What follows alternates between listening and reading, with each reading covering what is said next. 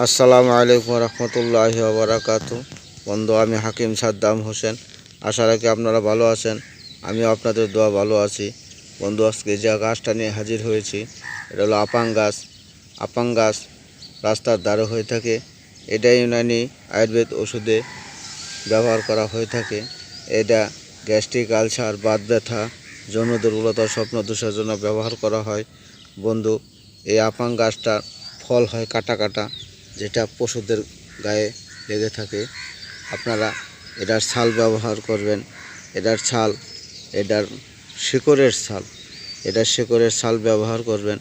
এটার ছাল নেবেন আপনারা 50 গ্রাম এবং 50 গ্রাম ভর্তুকি নেবেন এবং 10 গ্রাম জায়ফল, 10 গ্রাম জয়িত্রী, এই 120 গ্রাম একত্র করে শিলপাটায় বেটে আপনারা ছোট ছোট কাছের গুল্লি পরিমাণ ট্যাবলেট করে তৈরি করবেন।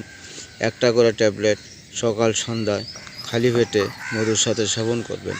এভাবে যদি আপনারা নিয়মিত কিছুদিন খেতে পারেন, তাহলে যাদের সামান্য উত্তেজনায় মেহ যায় বা বীর্য যায় এবং লিঙ্গটা নিস্তেজ হয়ে যায় এবং রাত্রে ঘুমের মধ্যে স্বপ্নদোষ হয়, পরের দিন সকালে খুব শরীর দুর্বল লাগে, এদের ক্ষেত্রে খুব সুন্দর কাজ করবে।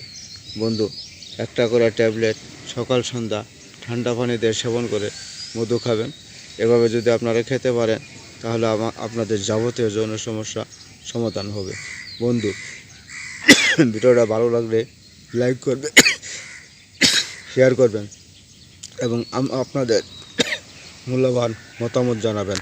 আসসালামু আলাইকুম ওয়া রাহমাতুল্লাহ।